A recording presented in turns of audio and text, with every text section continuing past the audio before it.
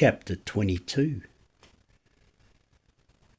They sat without speaking after that, side by side on the workbench, still touching, looking out at the darkness. Several times Morgan thought to rise and move away, but he was afraid that she would mistake the reason for it, and so stayed where he was. The sound of laughter penetrated the silence of the open court from somewhere without, harsh and unwelcome, and it seemed to rub raw even further nerves that were already frayed. Morgan did not know how much time passed. He should say something, he knew. He should confront the dark image of her words, but he did not know how to do so. A dog barked in the distance, a long staccato peal that died away with jarring sharpness. "You don't like it that I killed him," she said finally. It was not a question. It was a statement of fact. "No, I don't." "You think I should have done something else?" "Yes." He didn't like making the admission. He didn't like the way he sounded, but he couldn't help himself. "What would you have done?" "I don't know." She put her hands on his shoulders and turned him until they were facing. Her eyes were pinpricks of blue light. "Look at me." He did. "You would have done the same thing." He nodded, but was not convinced. "You would have, because if you stopped to think about it, there wasn't any other choice. This man knew who I was. He knew what I was up to. He couldn't have mistaken that. If I had let him live, even if I had tied him up and hidden him away somewhere, he might have escaped or been found or anything.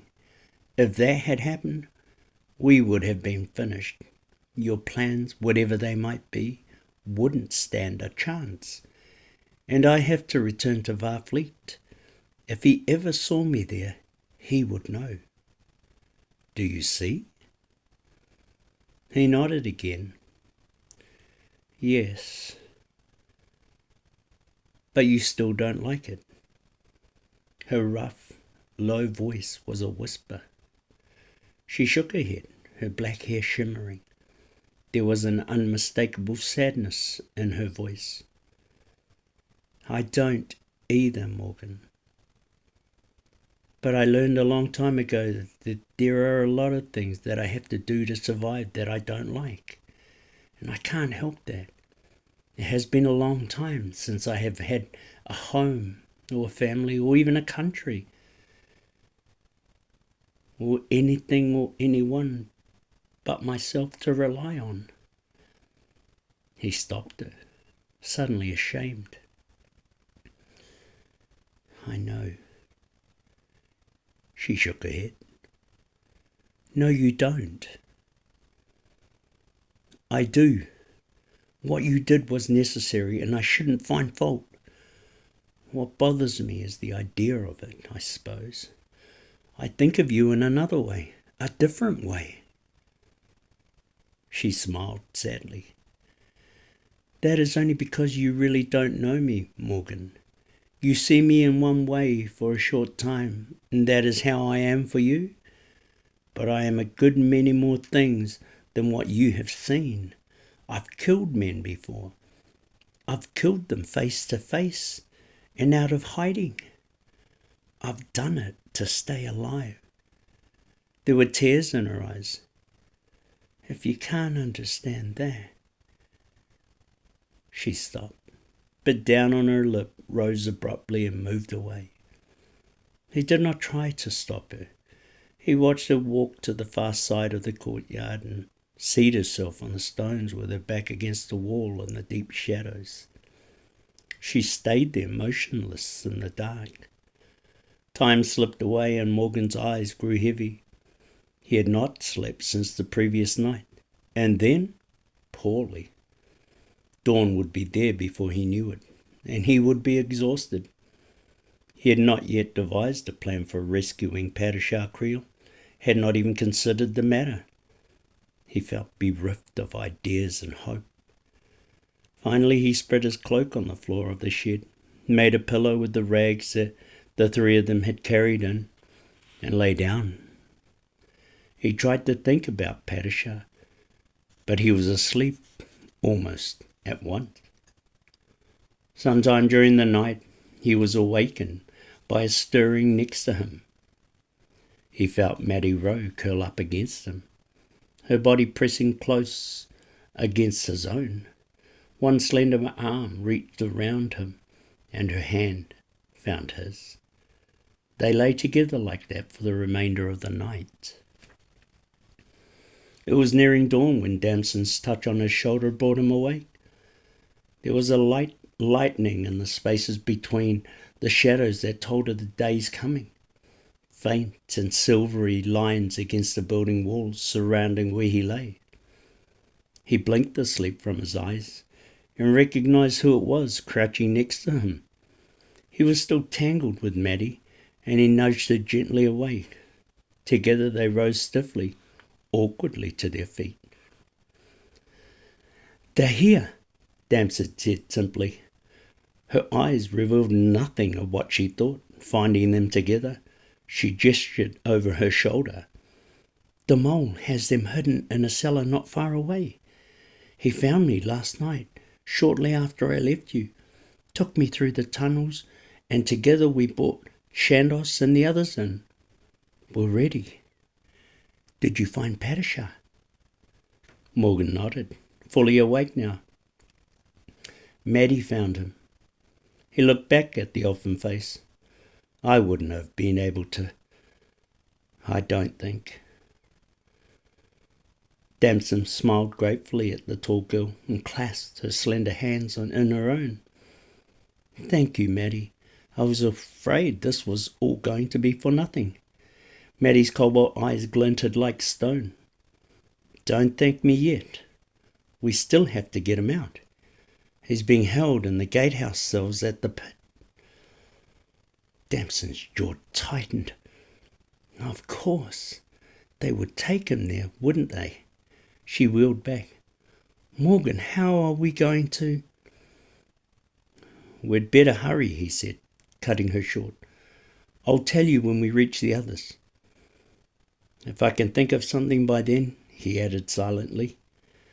But the beginnings of an idea were forming in the back of his mind, a plan that had come to him all at once upon waking. He threw on his cloak, and together the three of them abandoned the tiny court, went back through the rooms that led in, and stepped out into the street. It was silent and empty there. The street, a black corridor that sliced through building walls until it disappeared into a tangle of crossroads and alleyways. They moved quickly ahead, skimming along the stone in tandem with their shadows, pressing through the blackness of the dying night. Morgan's mind was working now, turning over possibilities, examining ways, considering alternatives. They would execute Padishar at midday. He would be hanged at the city gates. To do that, they would have to transport him from the gatehouse at the pit to the outer wall. How would they do that? They would take him down the Tertian Way, which was broad and easily watched. Would he walk? No, too slow. On horseback or in a wagon? Yes, standing in a wagon so that he could be seen by everyone. They turned into a passage that ran back between two buildings to a dead end. There was a door halfway down. They entered inside. It was black, but they groped their way to a door on the far wall and opened to a flicker of lamplight. Shandos stood in the door, sword in hand, black beard bristling. He looked ferocious in the shadows, all bulk and iron, but his smile was quick and welcoming, and he guided them down the steps into the cellar below where the others waited. There were greetings and handshakes, a sense of anticipation, of readiness. It had taken the little band of 24 almost the entire night to come into Tursus through the tunnels, but they seemed fresh and eager, and there was determination in their eyes. Chandos handed Morgan the sword of Lee, and the Highlander strapped it across his back. He was as anxious as they. He looked for the mole and could not find him. When asked about him, Damson said he was keeping watch. "I'll need him to show me where the tunnels run beneath the streets," he announced, "and I'll need you to draw a map of the city so that he can do that." "Have you a plan, Highlander?" Chandos asked, pressing close. "Good question," Morgan thought. "I do," he replied, hoping he was right. Then he drew them close and told them what it was. The dawn was grey and oppressive. The thunderheads moved close to the edge of Callahorn, roiling black clouds that cast their dark shadow east to the Rune. It was hot and windless in the city of Tursus, as its citizens woke to begin their day's work. The air thick with the taste of sweat and dust and old smells. Men and women glassed skyward, anxious for the impending rain to begin, so that it might give them some smaller measure of relief. As morning slid toward midday, excitement over the impending execution of the outlaw Padishar Creel began to build. Crowds gathered at the city gates in anticipation, irritable and weary from the heat, anxious for any distraction.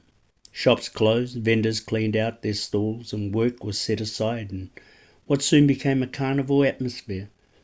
There were clowns and tricksters, sellers of drinks and sweets, hucksters and mimes, and cordons of Federation soldiers everywhere, dressed in their black and scarlet uniforms as they lined the Tertian Way from inner to outer wall. It grew darker with midday's approach as the thunderheads crowded the skies from horizon to horizon, and rain began to fall in a thin haze. At the centre of the city, the People's Park sat silent and deserted. Wind from the approaching storm rustled the leaves of the trees and stirred the banners at the gatehouse entrance. A wagon had arrived, drawn by a team of horses and surrounded by Federation guards. Canvas stretched over metal hoops, covering its wooden bed, and iron bound its wheels and sides. The horses stamped and grew lathered in their traces, and the heat brought a sheen of sweat to the faces of the uniformed men. Eyes searched the trees and pathways of the park, the walls that ringed the pit, and the shadows that gathered in clumps all about. The iron heads of pikes and axes glinted dully. Voices were kept low and furtive, as if someone might hear. Then the gatehouse door swung open, and a team of soldiers emerged with Padishar Creel in tow. The leader of the freeborn had his arms bound tightly behind him and his mouth securely gagged. He walked unsteadily, his gait halting and painful. There was blood on his face and bruises and cuts everywhere. He lifted his head despite his obvious pain, and his eyes were hard and fierce as he surveyed his captors. Few met that gaze, keeping their attention trained somewhere else, waiting until he was past to sneak a furtive glance. The outlaw was taken to the back of the wagon and pushed inside. Canvas flaps were drawn in place, the wagon was turned about, and the soldiers began to assemble in lines on either side. When all was in readiness, the procession began to move slowly ahead. It took a long time to complete the journey out of the park. The horses held carefully in check, the lines of soldiers surrounding the wagon in a solid wall. There were more than 50 of them, armed and hard-faced, sparing a path through the trees and out onto the Tertian Way.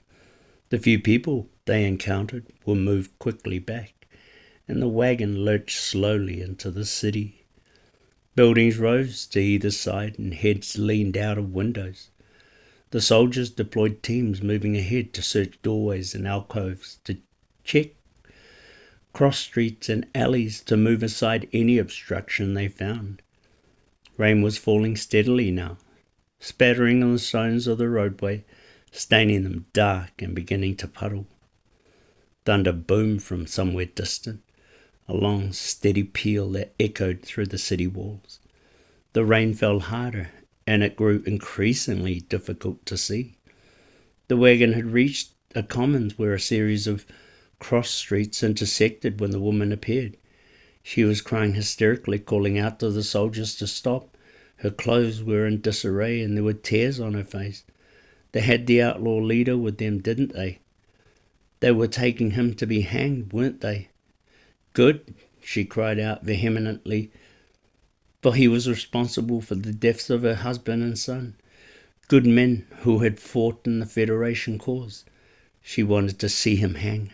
She wanted to make certain she was there when it happened. The procession lurched to an uncertain stop as others appeared to take up the cry, stirred by the woman's fiery speech. Hang the outlaw leader, they cried out angrily. They pressed forward, a ragged bunch, throwing up their hands and gesturing wildly. The soldiers held them away with pikes and spears, and the unit's commanding officer ordered them to move back. No one noticed the sewer grate slide away from its seating under where the wagon was stopped, or saw the shadowy forms that slid out of the darkness, one by one, to crouch beneath.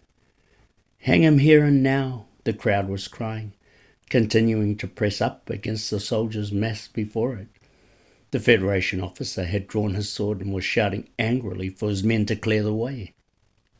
Then abruptly, the forms beneath the wagon sprang up on all sides, some onto the driver's seat, some into the bed. The drivers and the officer were thrown to the street, clutching their throats. More soldiers were thrown out the back to land in crumpled heaps, bloodied and still. The soldiers surrounding the wagon turned instinctively to see what was happening, and in an instant's time, half fell dying as the freeborn, who at that point made up the bulk of the crowd, killed them with daggers they had kept hidden. Screams and shouts rose up, and the soldiers surged back and forth wildly, trying to bring their weapons to bear. Morgan Lee appeared on the driver's seat of the wagon, snatched up the reins and shouted at the horses. The wagon lurched forward, the horses wild-eyed. Soldiers flung themselves at the Highlander, trying to claw their way up to stop him. But Matty Rowe was there instantly, her blade swift and deadly as it cut them down. The wagon broke through the leading edge of the column, the team trampling some men beneath its hoops, the wagon wheels crushing more.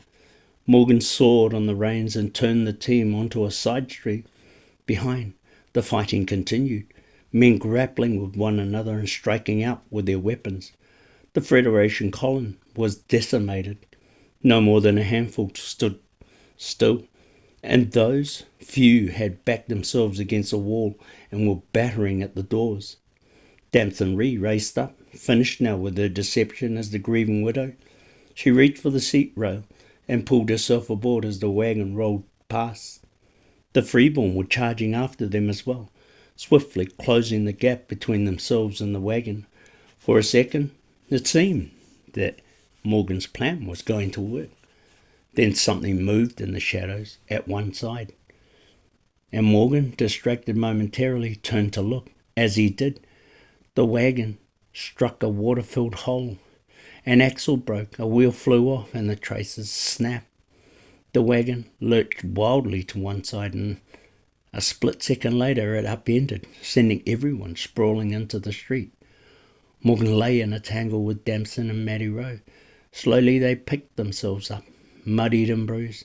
The wagon was ruined, the canvas shredded, and the wooden box splintered and cracked. In the distance, the terrified men disappeared into the gloom. Chandos crawled from beneath the wreckage with his burly arms wrapped about Padishar. The outlaw leader had freed his hands and removed the gag. There was fire in his eyes as he tried to stand on his own. "Don't stop," he rasped. "Keep moving." The others of the freeborn reached them, their clothing blood-stained and torn.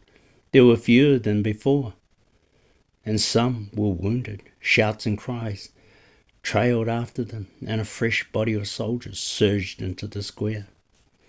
"Hurry, this way," Damson called urgently, and began to run. They slogged after her down the muddy street through a maze of rain-soaked buildings. Mist rose off the damp, heated stone as the air cooled, and everything farther than 20 feet away disappeared in a haze. More Federation soldiers appeared, surging out of side streets with their weapons drawn. The freeborn met them head-on and thrust them back, struggling to get clear. Maddie Rowe battled at the forefront of the charge, cat-quick and deadly as she opened a path for the rest. Chandos and Morgan fought on either side of Padishar, who, though game enough to try, lacked sufficient strength to protect himself.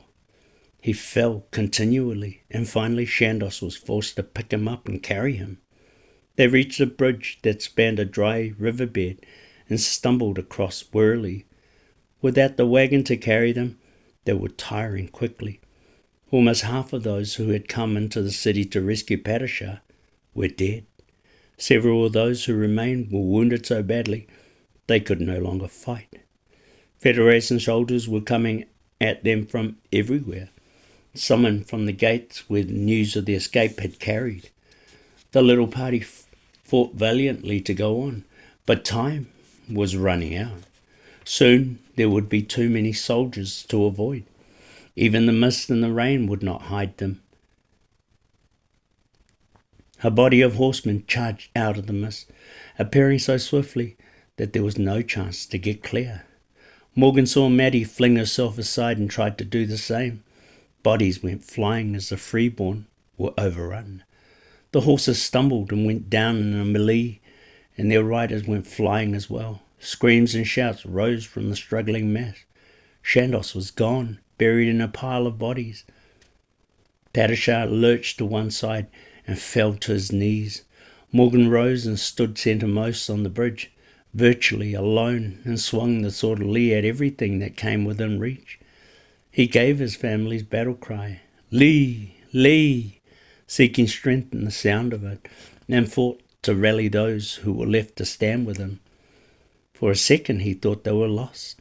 Then Chandos surged back into view, bloodied and terrible, thrusting Federation soldiers aside like deadwood as he stumbled to where Padishar leaned against the bridge wall and pulled the leader of the freeborn back to his feet. Damson was calling out from somewhere ahead, urging them on. Maddie Rowe reappeared, darted at the last Federation soldier standing, killed him with a single pass, and sped on. Morgan and the freeborn followed, skidding in the mix of rain and blood that coated the bridge surface.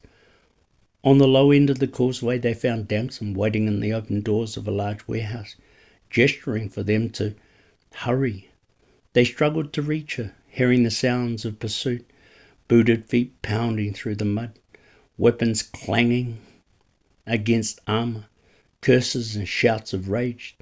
They entered the gloom-filled building in a rush, and Damson slammed and barred the doors behind them. The mole poked his head out of a trapdoor. That was all, but lost in the shadows at the building's rear and disappeared again. "Down into the tunnels," Damson ordered, pointing after the mole. "Quick!" The freeborn hastened to comply, those who were able giving what support they could to the injured. Chandos went first, half dragging, half carrying Padishar Creel, and disappeared from sight. The shouts of their pursuers reached the doors of the warehouse, and a violent pounding began. Pikes and spears slammed into the barrier, splitting the wood. Morgan paused halfway to the tunnel. Maddie Rowe stood alone before the impending rush, sword held ready. "Maddie!" he called out. The last of the freeborn dropped through the trapdoor. Battle axes split the crossbar that braced the warehouse entrance, and the heavy doors sagged. Maddie Rowe backed away slowly, reluctant even now to give ground. She seemed small and vulnerable before the crush that surely faced her, but held herself as if made of iron. "Maddie!"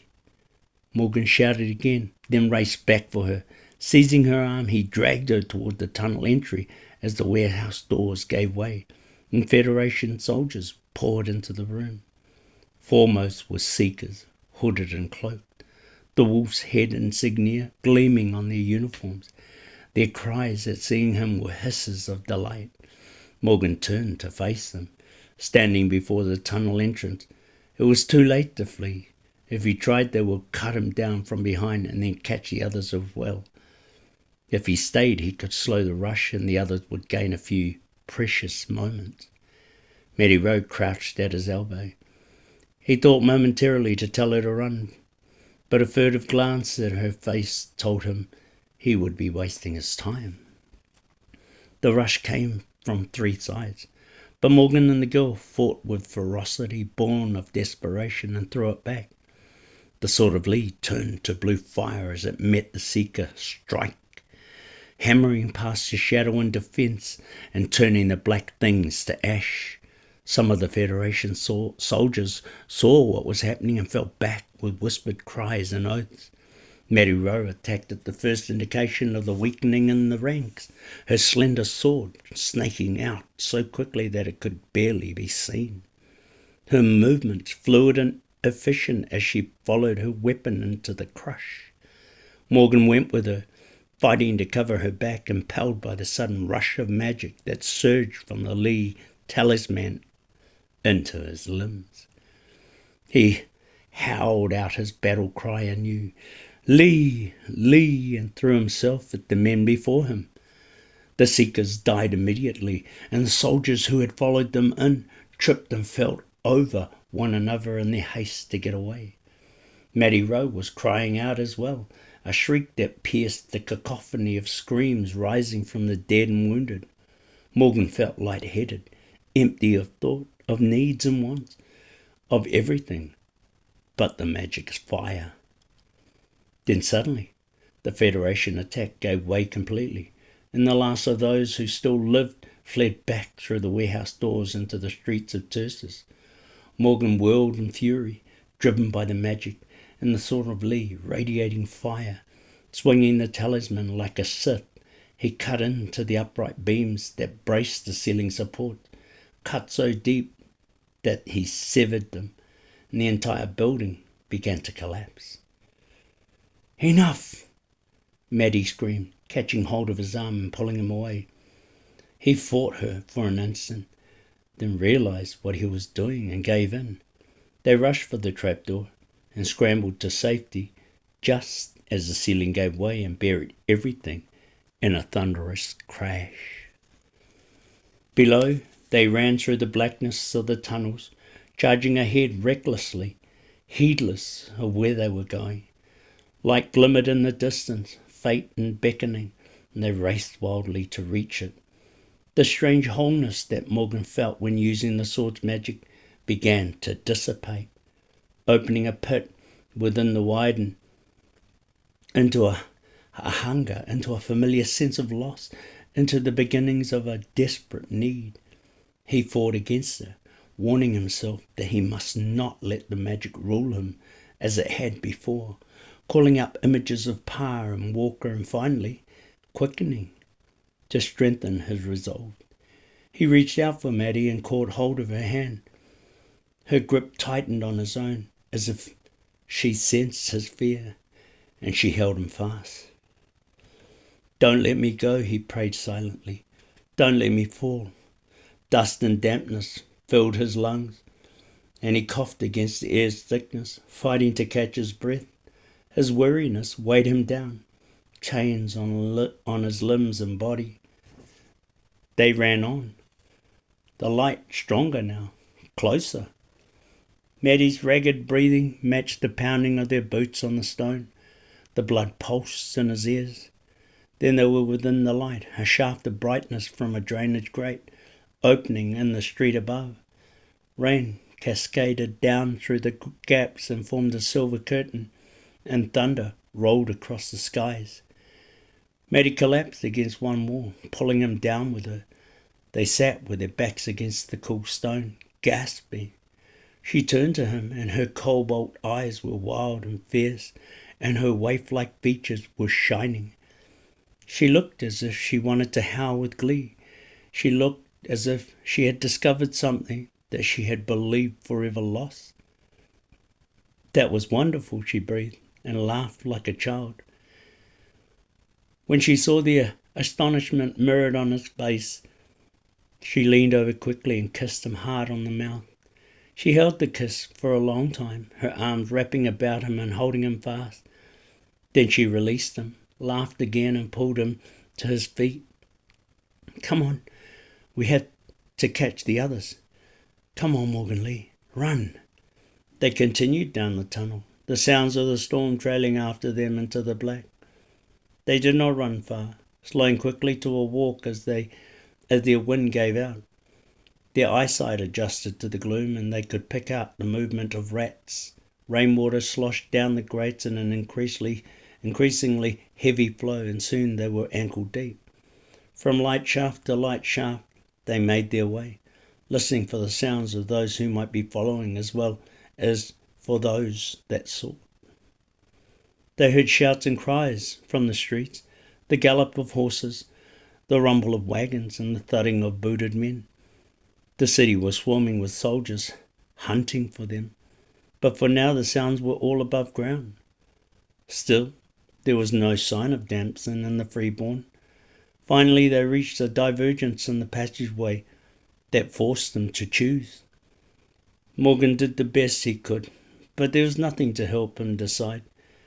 If the rainwater hadn't flooded the sewer floor, there might have been tracks.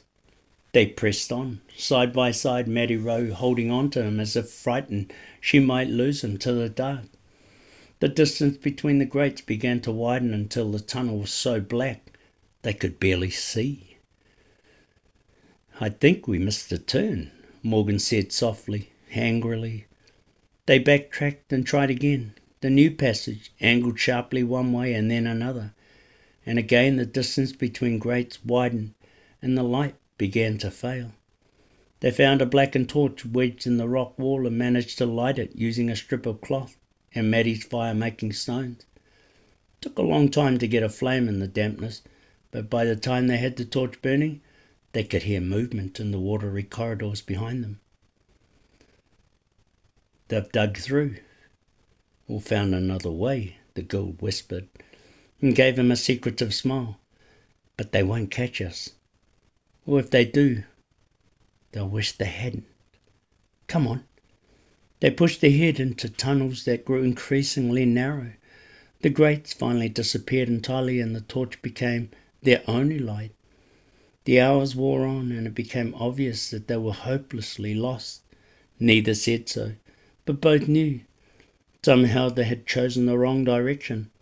It was still possible that they would find their way clear, but Morgan didn't care for the odds.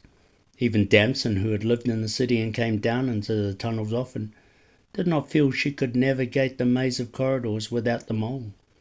He wondered what had become of her and the others of the freeborn. He wondered if they thought Maddie and he were dead. They found another torch, this one in better condition, and took it with them as a spare. When the pitch-coated length of the first was burned away, Morgan used a stub to light the spare and they continued on.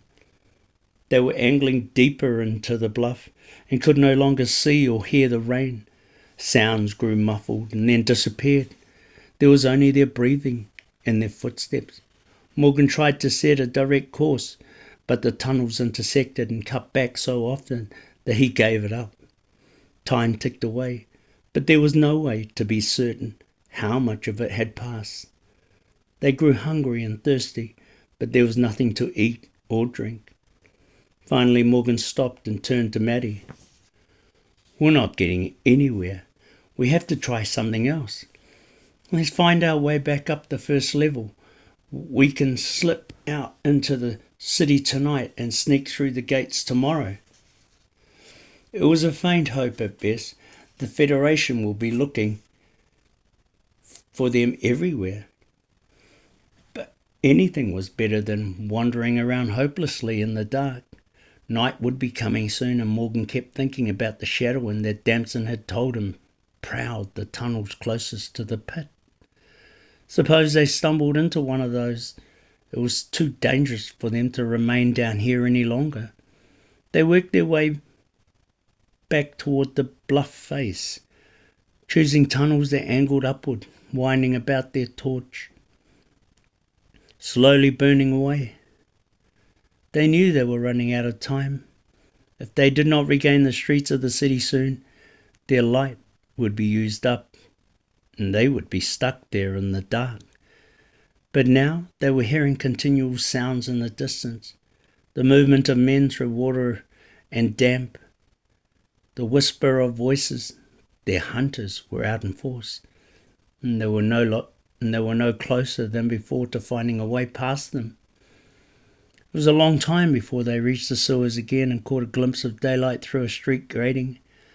The light was thin and fading now, the day easing quickly toward dark. The rain had turned to a slow drizzle, and the city was silent and empty. They walked until they found a ladder leading up, and Morgan took a deep breath and climbed. When he peered out from beneath the bars, he saw Federation soldiers stationed across from him, grim and silent in the gloom. He climbed back down noiselessly, and they continued on. Their torch burned out. The daylight turned to dark, the sky so clouded that almost no light showed down into the tunnels, and the sound of their hunters faded away and was replaced by the scurrying of rats and the drip of runoff. All of the great openings they checked were under watch. They kept moving because there was nothing else for them to do, afraid that if they stopped, they might not be able to start again. Morgan was beginning to despair when the eyes appeared in front of him. Cat's eyes. They gleamed in the darkness and then disappeared. Morgan came to an immediate stop. "Did you see that?" he whispered to Maddie Rowe. He felt rather than saw her nod. They stood frozen for a long time, not wanting to move until they knew what was out there. Those eyes had not belonged to any rat. Then there was a whisper of water disturbed and a scrape of boots. "Morgan," someone called softly. "Is that you?" It was Damson. Morgan answered, and an instant later she was hugging him, then Maddie, telling them she had been looking for them for hours, searching the tunnels from end to end, trying to find their trail. "Alone?" Morgan asked incredulously. He was so relieved to see her, he was almost giddy. "Do you have any food or water?" She gave them both the nailskin and bread and cheese from her pack. "I had the mole to help me," she said, keeping her voice at a whisper. "When you collapsed the ceiling to the warehouse, a part of the tunnel went with it. Maybe you didn't even notice. At any rate, we were cut off from you, and you ended up going the wrong way."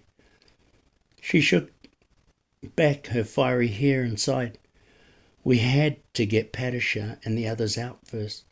There was no time to look for you then. When they were safe, the mole and I came back for you."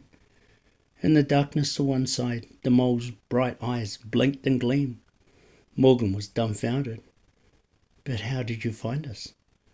"We were completely lost, Damson. How could you—" "You left a trail," she said, clutching at his arm to show his argument. "A trail. But the rainwater washed everything away." She smiled, although she was clearly trying not to. "Not in the earth, Morgan, in the air." He shook his head in confusion. "Mole," she called. "Tell him." The mole's furry face eased into the light. He blinked almost sleepily, and his nose twitched as he sniffed at the Highlander. "Your smell is very strong," he said. "All through the tunnels. Lovely, Damson is right. You were easy to track." Morgan stared. He could hear Maddie Rowe's smothered laughter, and he turned bright red. They rested only long enough to eat, then set out again. this time with a mole as their guide. There were no encounters with either Federation soldiers or Shadowin wraiths, and their passage was smooth and easy. As he walked, Morgan's thoughts wandered into the past and out again, a slow, deliberate journey of self-evaluation. He looked at himself and the ways he had changed. When he was done, he found he was not displeased. The lessons he had learned were important ones, and he was better for having travelled the road that had brought him north from Lee. When they emerged from the side of the mountain north, the skies were clear once more and filled with light from the moon and stars. The air was rain-washed and smelled of the forest, and the breeze that blew out of the west was cool and soft as down. They stood together in grasses still damp with the storm, looking out across the plains and hills to the dragon's teeth in the horizon beyond. Morgan glanced at Mattie Rowe and found her studying him, smiling slightly, her thoughts private and secretive and strangely compelling. She was plain and pretty, reticent and forward, and a dozen other contradictions, a paradox of moods and behaviours he did not understand, but wanted to.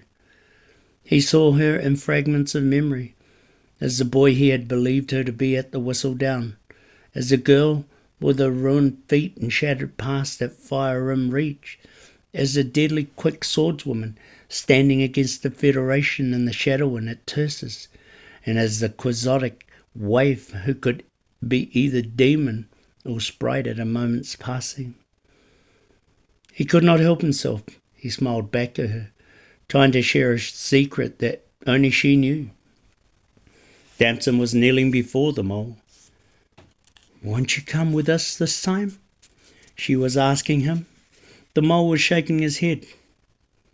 "It grows more dangerous for you every time you go back." The mole considered. "I am not afraid for myself, lovely Damson. I am afraid only for you. The monsters, the Shadowin are in the city," she reminded him gently. He gave her a small shrug and a serious look. "The monsters are everywhere." Damson sighed, nodded, reached out carefully, put her arms around the little fella, and hugged him. "Goodbye, Mole. Thank you for everything. Thank you for Padishar. I owe you so much." The mole blinked. His bright eyes glistened. She released him and rose. "I will come back for you when I can," she said. "I promise."